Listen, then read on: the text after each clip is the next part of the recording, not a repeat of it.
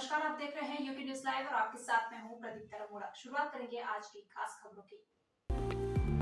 ऋषिकेश स्थित नगरी में राज्य स्थापना दिवस की वर्षगांठ पर महापौर अनीता मंगई ने शहीद आंदोलनकारियों को स्मरण कर श्रद्धा सुमन अर्पित किए।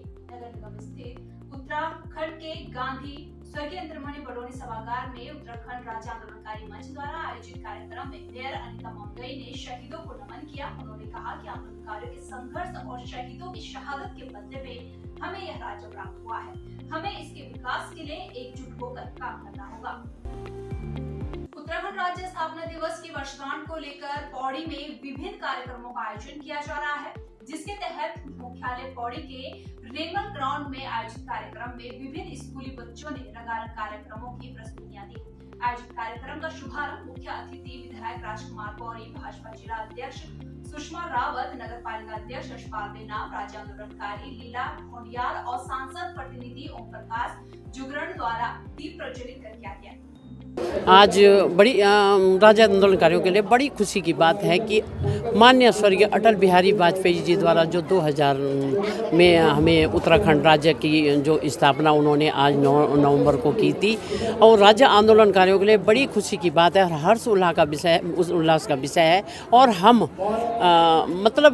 हर उत्तराखंड हर जिले में राज्य आंदोलनकारी स्थापना दिवस मनाता है, और आज उसी उपलक्ष्य में हमने 20-22 आंदोलनकारियों को सम्मानित भी किया है। और ये रूटीन हमने कहा कि आगे चलता रहेगा, क्योंकि प्रशासन के साथ बैठ के हमने बात की थी कि 26 जनवरी 15 अगस्त हमारे कुछ आंदोलनकारियों को, जैसे कि इस टाइम 20 हो गए हैं तो अगली बार फिर 10 कोई और हो जाएगा, फिर 30 का नंबर आएगा, फिर चौथे का नंबर आएगा, तो ऐसे करके सभी आंदोलनकारियों को सम्मान मिलेगा। नहीं, देखिए, विशेषकर पौड़ी के लोगों के लिए सौभाग्य की बात है कि यहीं से उत्तराखंड आंदोलन की शुरुआत हुई थी, और मैं निश्चित रूप से मानता हूं कि इन 23 सालों में राज्य के अंदर बहुत परिवर्तन हुए हैं। राज्य बनने के बाद सबसे बड़ा फ़ायदा जो हमारे बच्चे लोग हैं, स्पोर्ट्स में हो या सर्विस में हो, उनको एक भारतीय जनता पार्टी ने भी और पूर्व में भी जो है उनके लिए जो है भर्ती के द्वार खुले थे। धामी सरकार का मैं विशेष आभार हम व्यक्त करते हैं कि उनके द्वारा तमाम तरह की नियुक्तियाँ निकाली जा रही हैं। और निश्चित रूप से पौड़ी की जो उपेक्षा हुई थी उस पर धीरे धीरे जो है सरकार के द्वारा कार्य कराए जा रहे हैं। तो मैं उम्मीद करता हूँ कि जो हमारा 24वां ये स्थापना दिवस मनाया जाएगा, उसमें निश्चित रूप से पौड़ी जो है एक परिवर्तन नगरी के रूप में और पर्यटन नगरी के रूप में सामने आएगी। राज्य स्थापना दिवस के अवसर पर हम लोगों ने यहाँ पे स्टॉल्स लगाई है, बहुउद्देशीय या विभिन्न विभागों की स्टॉल्स भी लगाई गई हैं। कुछ पात्र लाभार्थियों को भी सम्मानित पात्र लाभार्थियों को जो योजनाओं के लाभ हैं वो दिए जाएंगे। इसके अतिरिक्त कल्चरल प्रोग्राम जो हैं वो DOPRD के लेवल से या संस्कृति विभाग के स्तर से करवाए जा रहे हैं। माननीय मुख्य अतिथि आज माननीय विधायक पौड़ी हैं, और अन्य राज्य आंदोलनकारियों द्वारा भी इसमें प्रतिभाग किया गया और उन्हें भी सम्मानित किया गया।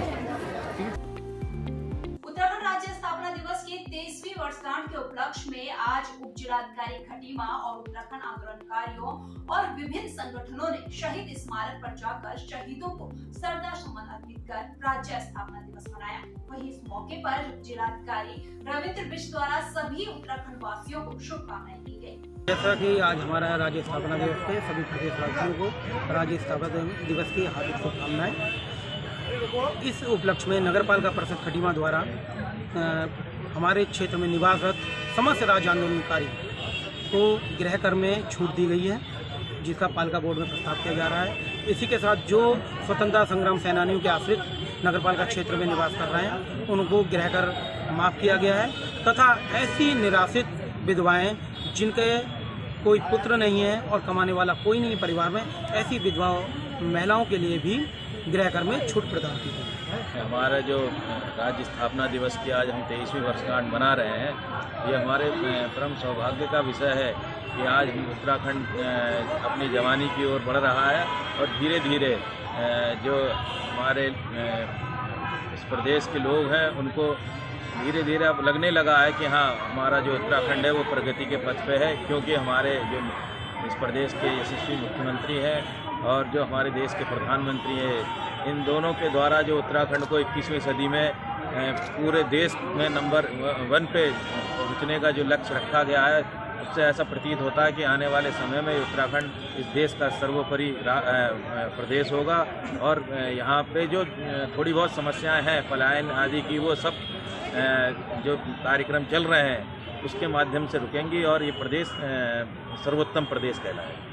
देखिए, राज्य स्थापना दिवस के शुभ अवसर पर मैं सारे उत्तराखंड वासियों को बधाई देता हूं और नमन करता हूं उन सब अमर शहीदों को जिन्होंने हमारे राज्य को बनाने में बड़ा योगदान दिया। आज उनका द्वारा और हमारे नगर पालिका द्वारा और हमारे जितने भी सेवक लोग हैं यहाँ के खटीमा के, उन्होंने यहाँ उनको श्रद्धासुमन अर्पित किए हैं और मैं सब आप लोगों को बधाई देता हूँ। मसूरी में उत्तराखंड राज्य स्थापना दिवस के मौके पर भारतीय जनता पार्टी और अखिल भारतीय विद्यार्थी परिषद के कार्यकर्ताओं ने शहीद स्थल पहुंचकर शहीदों को पुष्पांजलि अर्पित कर श्रद्धांजलि दी। इस मौके पर अमर शहीद के नारे भी लगाए गए। देखिए, आज उत्तराखंड राज्य का स्थापना दिवस के शुभ अवसर पर सभी प्रदेशवासियों को शुभकामनाएं देते हैं और आज जो हमारे अमर शहीद हैं और जो राज्य आंदोलनकारी रहे हैं उनको भी आज जो है नमन करते हैं। और यही नहीं, जो मातृशक्ति का योगदान इस राज्य स्थापना में रहा है वो किसी से छुपा नहीं है। आपको भी जो है मातृशक्ति ने जो योगदान रहा है, जो संघर्ष और जो बलिदान उन्होंने दिया है, उसी का परिणाम है कि आज उत्तराखंड राज्य हम जो है एक अलग राज्य के रूप में देख रहे हैं। और इस अवसर पर हमें स्वर्गीय अटल बिहारी वाजपेयी जी को नहीं भूलना चाहिए। स्वर्गीय अटल बिहारी वाजपेयी ने उनकी दृढ़शक्ति और गठबंधन सरकार होने के बावजूद भी उन्होंने जो है उत्तराखंड को एक अलग राज्य का दर्जा दिया है। और यही नहीं, यशस्वी प्रधानमंत्री जी ने जिस तरह से कहा है कि जो 21वीं सदी का जो तीसरा दशक होगा वो उत्तराखंड का दशक होगा। खबर जनपद उधम सिंह नगर के खटीमा से है, जहां खटीमा के मुख्य चौराहे पर बिहार के मुख्यमंत्री नीतीश कुमार के द्वारा विधानसभा में महिलाओं के प्रति अभद्र भाषाओं का प्रयोग करने के लेकर महिलाओं ने विरोध जताते हुए नीतीश कुमार का पुतला दहन किया। आज बिहार के मुख्यमंत्री नीतीश कुमार ने विधानसभा में जो अपनी अमर्यादित भाषा में महिलाओं का अपमान किया है, हम उसका बिल्कुल पुरजोर तरीके से विरोध करते हैं और हम एक ही मांग है हमारी कि नीतीश कुमार इस्तीफा दें और ऐसे लोगों को जो है यहाँ पे बिहार से बाहर निकाल देना चाहिए। ऐसे लोग जो महिलाओं का सम्मान नहीं कर सकते, विधानसभा में भी रहने का, इनको सदस्य रहने का भी इनको अधिकार नहीं है। इनको जो है इस्तीफा देना पड़ेगा। महिलाएं पुरजोर तरीके से हम जो है उनका विरोध कर रही हैं, उनके जो है पुतले का दहन कर रही हैं, विरोध कर रही हैं। कोरोना के प्रकोप से राहत मिलने के बाद अब दीपावली के मौके पर बाजारों की रौनक लौट आई है, जिसके बाद व्यापारियों ने राहत की सांस ली है और इसके बाद उनके चेहरे पर खुशी भी दिखाई देने लगी है। दीपावली के चलते बाजार भी पूरी तरह से सजे हुए हैं और लोग भारी तादाद में दीपावली की खरीदारी भी कर रहे हैं। दिवाली हमारा एक ऐसा पर्व है, दिवाली से पटाखा, सजावट का सामान, लड़ियाँ वगैरह सभी आदमी अपना दुकानदार भी चहल पहल रहती है भगवानपुर के अंदर। भगवानपुर वासी और अदर गांव के वासी हमारे भगवानपुर में सामान खरीदने के लिए आते हैं और बड़े उत्साह से सामान खरीदते हैं और दीपावली का सामान सभी दुकानदार सजा करके पूरे बाजार में लगाते हैं और पटाखा बाजार हमारा रामलीला में लगता है। देखिए, अभी जैसे कि दीपावली का त्यौहार चल रहा है और हम जो है ग्राहक को एक भगवान मानते हैं और अभी क्या है कि ग्राहक अभी मार्केट में नहीं आया है। ये है कि आज से जो है ग्राहक मार्केट में आना चालू हो गया है और भगवान की दुआ से बढ़िया दुकानदारी होगी हमें लग रहा है। पर हाँ, एक शंका जरूर है। आजकल जिस तरह की ऑनलाइन शॉपिंग चल रही है, मैसो वगैरह इस तरह की चल रहा है, तो दुकानदार भी ग्राहक का इंतजार करता है अपने पास। कुछ दुकानदारी उस बिजनेस में ठप कर दी है। चंपावत जिले के बाराकोट ब्लॉक के एक गांव में एक युवक के द्वारा शादी का झांसा देकर नाबालिग किशोरी से दुष्कर्म का मामला सामने आया है। परिजनों को मामले का पता चलने पर नाबालिग के पिता ने मंगलवार को लोहाघाट थाने में आरोपी युवक हरीश सिंह रावत के खिलाफ लोहाघाट थाने में तहरीर दी। लोहाघाट थाने के एसओ मनीष खत्री ने बताया कि आरोपी युवक हरीश सिंह के खिलाफ आईपीसी की धाराओं में मुकदमा दर्ज कर उसे गिरफ्तार कर लिया गया है। परसों दिनांक 6/11/2023 को हमारे बाराकोट क्षेत्र में निवासित एक नाबालिग बच्ची के साथ दुराचार किए जाने और जान से मारने की धमकी दिए जाने के संबंध में हमें यहाँ थाना लोहाघाट में एक तहरीर प्राप्त हुई थी, जिस परिप्रेक्ष्य में हमारे द्वारा तत्काल जो है धारा 376, 506 आईपीसी और 3/4 पॉक्सो एक्ट के अंतर्गत मुकदमा पंजीकृत किया गया था।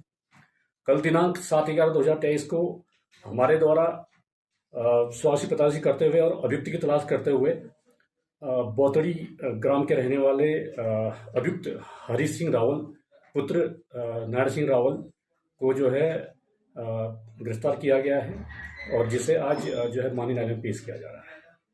फिलहाल इस बुलेटिन में इतना ही। बने रहिए यूपी न्यूज़ लाइव के साथ। नमस्कार।